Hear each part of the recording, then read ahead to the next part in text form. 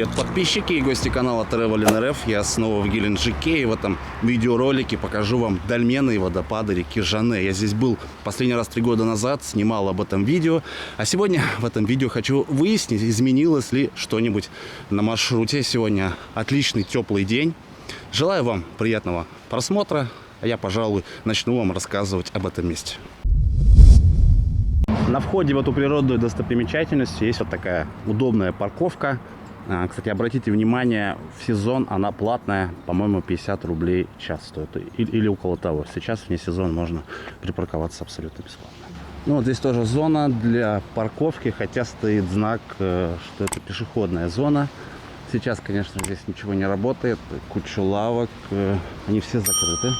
Конечно же, закусочная водопада закрыта. Ну, сейчас середина марта, поэтому рановато еще, в принципе, здесь начинать торговлю. Народу будет немного, поэтому, скорее всего, где-то с июня здесь все оживет. Ну, пойдемте посмотрим первый водопад, он прямо на входе. Чтобы его увидеть, надо спуститься вниз.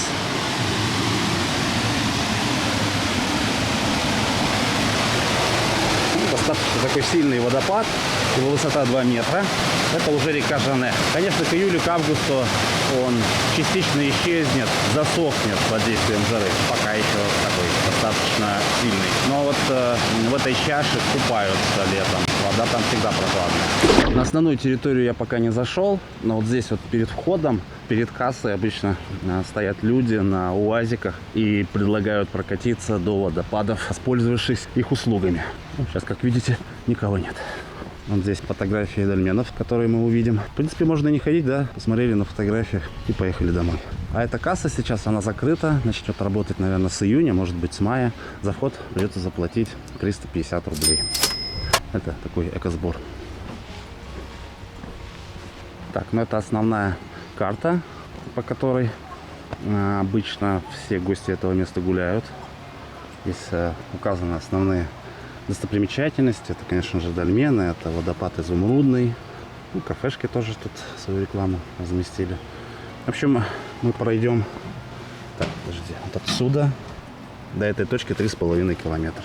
А какой-то участок мы пройдем вот по этой ухоженной дороге вдоль реки Жанне. Вот она.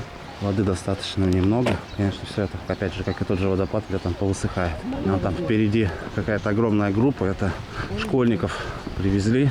Так что думал прогуляться в тишине и спокойствии. По всей видимости, всю дорогу меня будет сопровождать детский шум. Ну, не судьба, что делать. Так, ну что, детей я прошел. Надеюсь, они не догонят меня.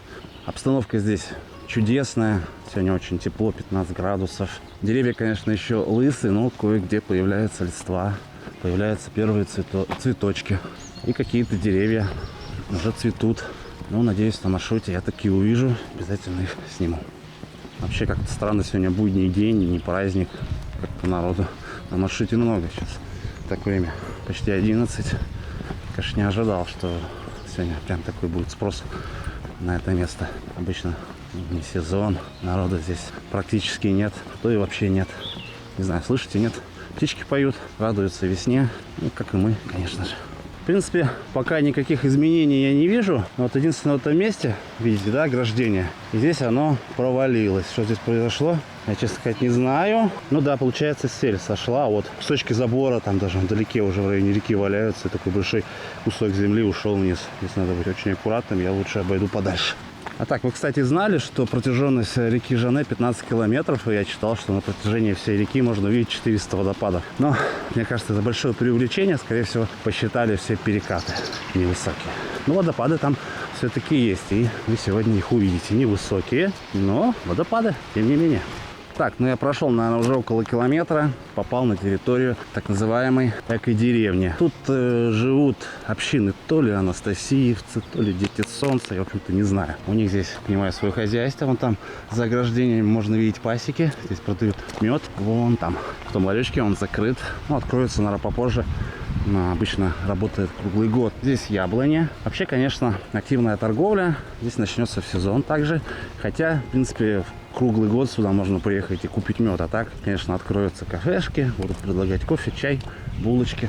Так, что тут у нас? какое-то чудо-юдо и проспект Счастья. Дольмены водопады. Нам туда, значит, идти. Ну, какие-то лавки все-таки работают. Вон, я вижу, открыто.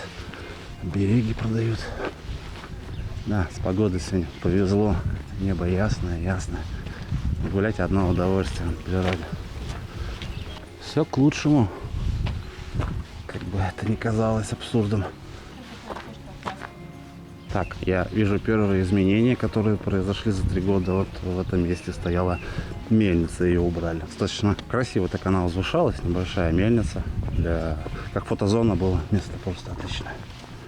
Но здесь эти люди работают, скорее всего, живут они в другом месте, мы еще не дошли до него. Но осталось немного. Ну, кстати, вот это как раз таки так называемая Анастасия. Ее создал Владимир Мегре, эта женщина. Не знаю, как он создал ее лицо, с чем он ассоциировал. Ну, видимо, какая-то возлюбленная у него была в годы его молодости. А здесь, смотрите, цветочки выросли. Достаточно такие большие уже листья на этом кусте. Вот я дошел к мосту через реку Жане. Мост не изменился, не обвалился за 3 года, и слава богу. Вот такая вот речушка, не глубокая, абсолютно не глубокая. Горная речка. Так, указатель говорит вам туда. Ну, идем туда, значит. Двигаемся четко по указателям. Заблудиться невозможно. И вот еще одна зона для торговли. Здесь что 3 года назад, что сейчас продавали всякие эзотерические фенечки. Но, не знаю, может чуть попозже откроют, а может только на выходных работает. Когда я здесь был последний раз, вот эта аллеечка мне казалась очень уютной. Здесь как-то так умиротворенно, что ли. К сожалению, пока зелени немного. Надо сюда в апреле или в мае приехать было. Здесь было бы, конечно, чудесно. Еще чудеснее, чем сейчас. Но возможность была только сейчас, поэтому что делать? Наслаждаемся тем, что сейчас имеем на данный момент. Так, ну вот фактически эко-деревня закончилась. Мы сейчас находимся на развилке 2 дорог. Направо это если сразу же к водопадам. Налево подняться, там будет дольменная группа из 3 дольменов, если ничего не изменилось. Сейчас мы поднимемся и увидим дольмены. Пойдемте наверх. Ну тут даже, да, указатель сохранился. Дольмены 50 метров, водопады 2 километра. Несмотря на то, что мы поднимемся наверх, мы в итоге все равно к водопадам пойдем, только немножко другой дорогой. Так, ну что ж, мы поднялись на этот холм и наблюдаем 3 дольмена. Пока только, конечно, 2. И вот этот скрытые возможности, блочный дольмен. Второй дольмен называется мудрости, либо исполнение желаний. Исполнение желаний — это плиточный дольмен. Вообще дольменам 5000 лет, конкретно этим им 5000 лет, и они являются ровесниками египетских пирамид. И в период так называемой дольменной культуры до 1-го тысячелетия нашей эры они использовались как родовые и семейные усыпальницы.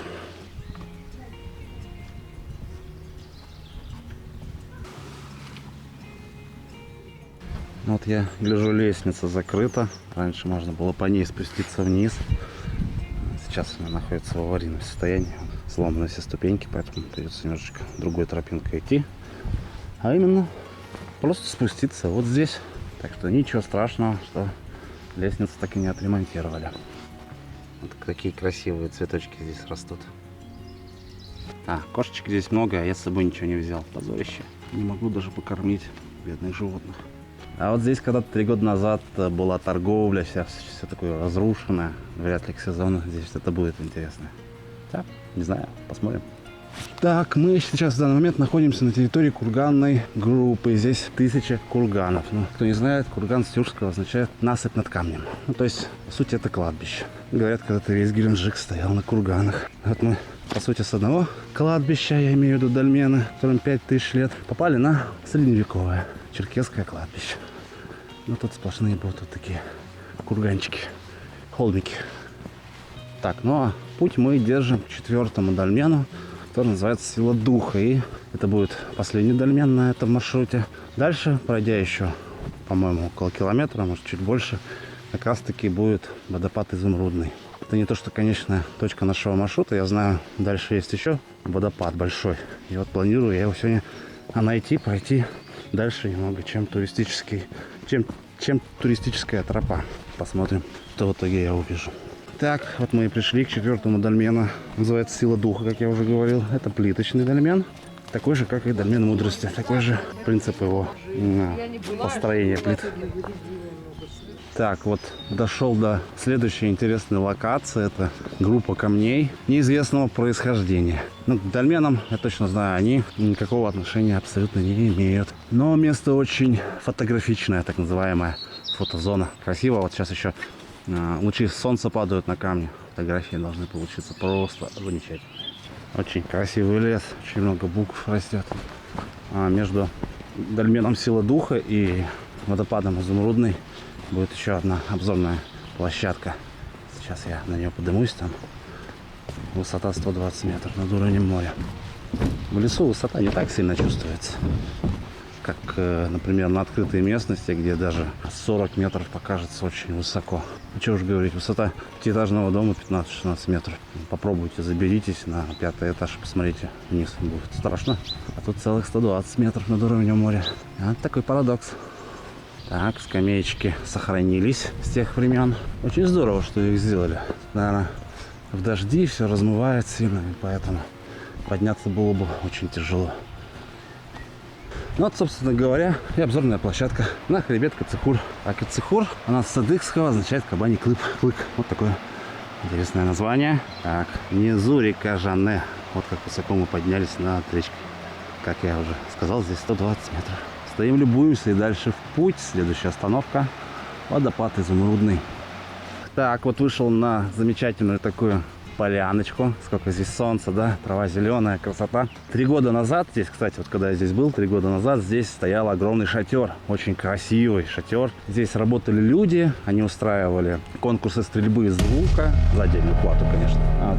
Здесь что-то продавали, какие-то сувениры. Сейчас никого. И это я неспроста говорю. Я понимаю, что сегодня март, это мартовский день, но я знаю, что даже в сезон они уже не приезжают на протяжении 3 лет, к сожалению. А так, здесь достаточно было так весело и увлекательно, когда эти ребята здесь находились. Слышите? Это шумит водопад Изумрудный. Ох, какой шумный. Так, подойдем поближе, посмотрим. Вот он. А он, кстати, состоит из 3 чаш. Чаша любви, детская чаша и чаша здоровья. Единственное, здесь нужно быть очень аккуратным, потому что посмотрите, какой здесь пошел ужас. Это вот эта линия, по ней проходила дорога. Смотрите, большую часть снесло, поэтому идем аккуратно, стараясь не подходить близко к краю. А то вот тут все обвалится. Я говорю, что скоро все нафиг вниз покатит. Это, я думаю, произойдет уже в этом году. Кстати, к этим чашам можно спуститься, чего я сейчас и сделаю. В сезон здесь будет работать кафешка. Можно будет купить что-нибудь вкусненькое, перекусить, так как калорий потрачено много. Самое время для перекуса. Ну, я с собой взял, как обычно, еду. Сейчас тоже сядем, покушаем вместе с Натальей. Так, ну вот, собственно говоря, лестница, по которой можно спуститься. Идем вниз, поближе к воде. А водичка-то какая прозрачная, чистейшая. Здесь в сезон, полагаю, народу много купается. Я купаться сегодня не буду, плавки не взял. Ох, потрогаем воду. Ой, ледяная. Ух, леденющая. Красиво здесь. Очень красиво. Так, а мы, собственно говоря, идем дальше. Следующая остановка у нас тоже как бы водопад. На самом деле это 2 небольшие чаши. Одна называется чаша Геракла, другая Афродита. Давайте посмотрим, что там изменилось или нет. Там раньше было кафе. Хочу посмотреть, работает там или закрыто. Еще одна большая поляночка. Тут хорошо пикничок устроить. Указатель Афродита Геракл. Значит, мы на верном пути. Ну вот это, по сути, конечная точка туристического маршрута. Ванна Геракла справа, ванна Афродиты слева. Ничего, в принципе, не изменилось. И вот на финише кафе. Не работает тоже в данный момент. Ну, вот такая ванночка Афродиты. Честно сказать, соблазн высокий сюда. Занырнуть. Но не взял я с собой полотенце. Сменное белье не буду. Ну а мы идем дальше, несмотря на то, что это конечная точка, как я уже сказал. У нас сегодня цель увидеть еще один водопад, который должен быть высокий и красивый. Я в прошлый раз до него не дошел, поэтому сделаем это сегодня. Ну а сначала, перед последним рывком, попьем с Натальей чайку. Дальше исследовать реку Жанне. Такой здесь круг интересный, с травищем сделан. Классная полянка. Посмотрите, сколько здесь красивых цветочков. Очень много, все разнообразные. Короче говоря, дальше надо перейти речку. Кроссовки снимать не будем, попробуем так. Конечно, в идеале бы разуться. Но Наталья у нас первопроходец. Я за ней.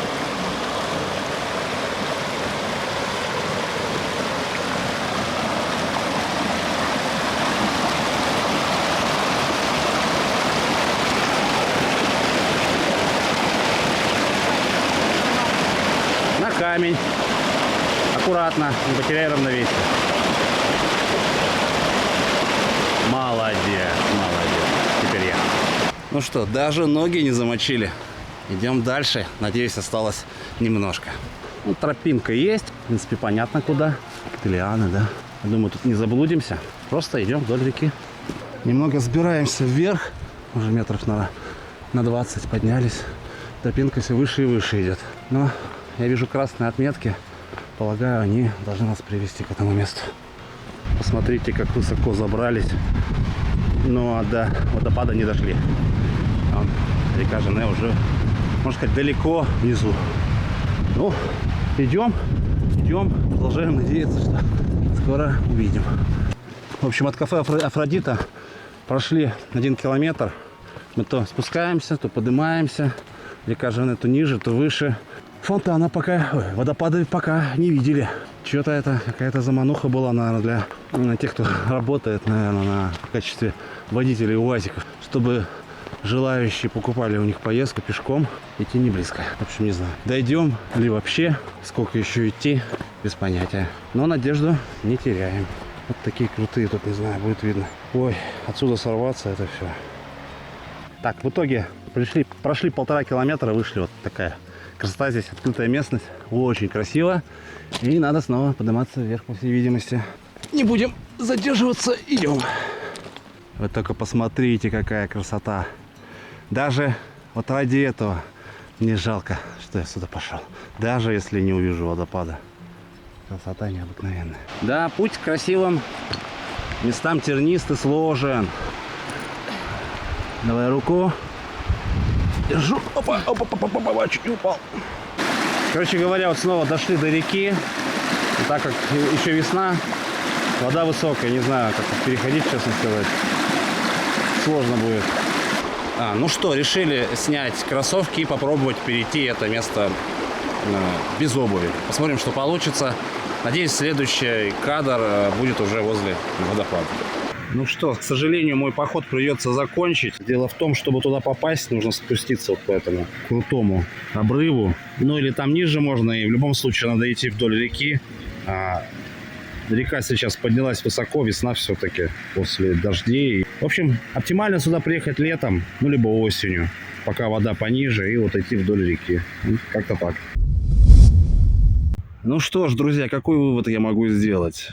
За 3 года на маршруте ничего не изменилось. Все осталось так же. Дольмены стоят, река течет. Поэтому, если будете в Геленджике, обязательно посетите это место. Я думаю, вы не пожалеете. Ну и на канал мой обязательно подпишитесь. Поставьте колокольчик, чтобы не пропустить следующие видео. Я очень часто выпускаю интересные видео. Раз в неделю они выходят, поэтому смело подписывайтесь. Вас ждет много интересного в будущем. Я желаю вам хорошего дня и до новых встреч. Всем удачи и пока.